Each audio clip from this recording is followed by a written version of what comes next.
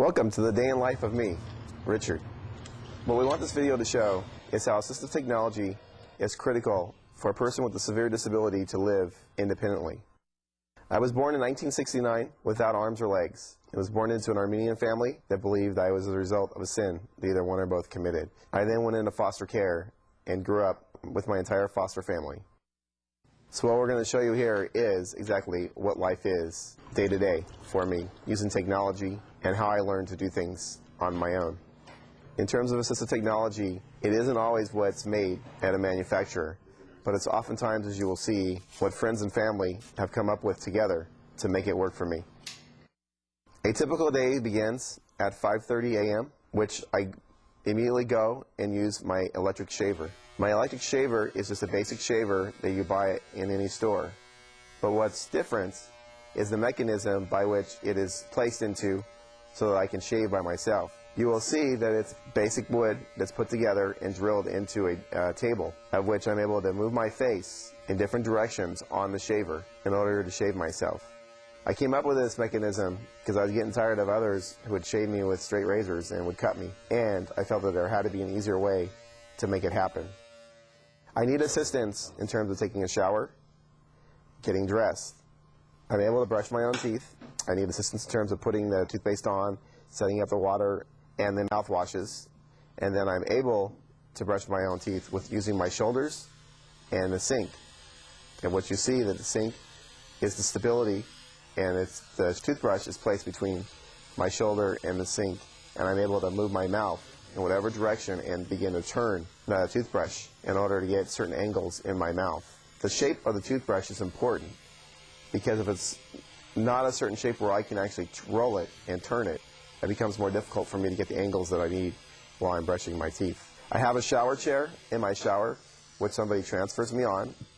I try to minimize the number of times an individual has to lift me for my own safety and for their own safety. So I do need to be lifted onto the toilet, and from the toilet into the shower, onto the shower chair, and then I go from my shower chair to the wheelchair. In order to accomplish independence in terms of living on my own and going out into the community without an attendant 24 hours a day, I was going to have to figure out how to take myself to the restroom, to develop pants that I could operate on my own. The way the pants works, after almost a year of trying different things, is we very simply we removed the zipper from the pants and replaced it with Velcro. Then we took some material and developed some loops that get sewed on to the front of the pants. And I have a mouth stick, which the mouthpiece is specially made for my teeth, in which my teeth can fit in nice and securely without hurting myself. And the stick has at the end of it a hook. I'm able to take the hook and put it within the loop and pull. One way to open the pants and another way to close the pants. As I said, it took almost a year to develop those type of pants, but it was very important for me to be able to do that. And because of that, I was able to live independently. Once I'm completed getting ready for work and I climb up my stairs into my wheelchair, I then head out the door to light rail.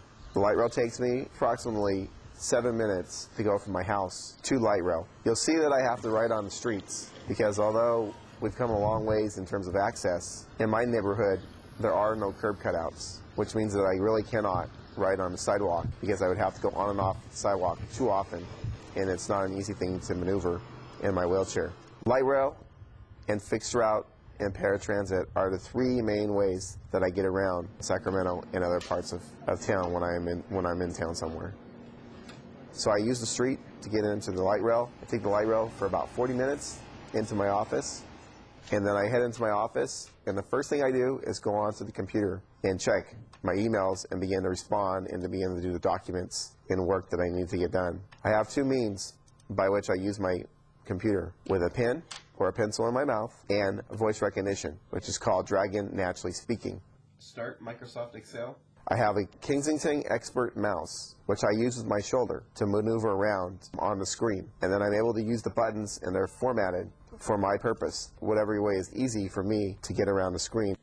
My day is spent meeting with my staff and meeting with people out in the community. I try to keep up with my staff as to what's going on a daily basis. At the conclusion of my day, I get back on light rail and I head home. Same route typically each day unless I'm downtown at a meeting or somewhere else.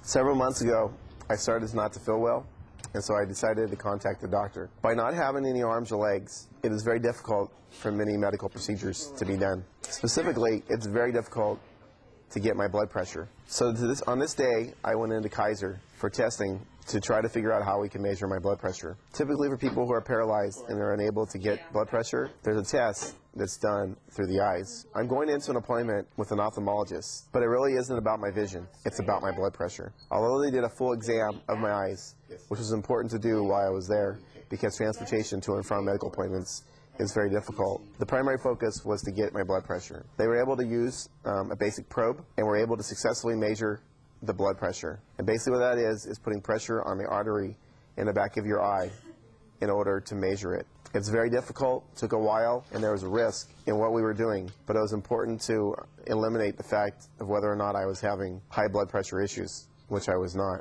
From there, we decided to go and weigh me, and we used the wheelchair accessible scale. What was interesting about using the wheelchair accessible scale is none of us knew what my wheelchair weighed. What was important is that Kaiser had someone available who could lift me out of my wheelchair and put me on a regular scale so I could determine my weight and subtract that from the total weight that we had with me in my wheelchair, which allowed us to determine the weight of my wheelchair for future reference.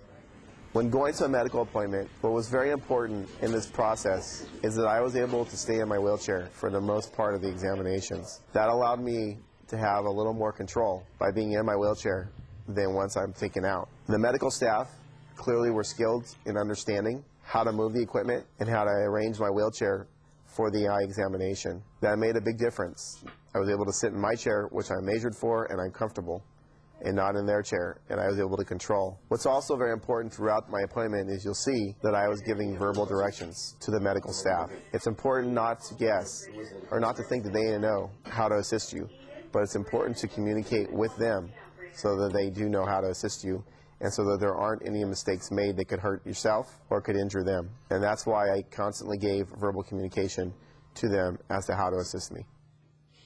When I get home, I typically get out of my chair, switch chairs actually, make sure everything is set up, and then I walk over, lay down on my back, and get into my bathing suit, which is already hooked onto the hooks. I typically have my attendants make sure that they put the bathing suit on those hooks each morning so that I'm able to get in it on my own. I need to get back into my wheelchair. I go out to my sliding door, which I have to push open with my shoulder. I go to the lift, and you can see the lift, how it operates. I have two different lifts. I have one at home in Southern California and one at my home in Sacramento. Both lifts have devices hooked up to them so I can operate the controls with my chin, and that's how I'm able to get in and out of the water. It's very important after I transfer to make sure I put the armrest down before I operate the lift so that I don't fall out of the side of the lift as I'm operating it. I go down into the water, I slide down onto my back in the chair, and I slide out of the water. I learned how to swim when I was 9 months old, and the reason that I was taught how to swim was everyone felt that that was the best way for me to get exercise, since it's very impossible for me to use other exercising type of equipment, not having any limbs. The primary purpose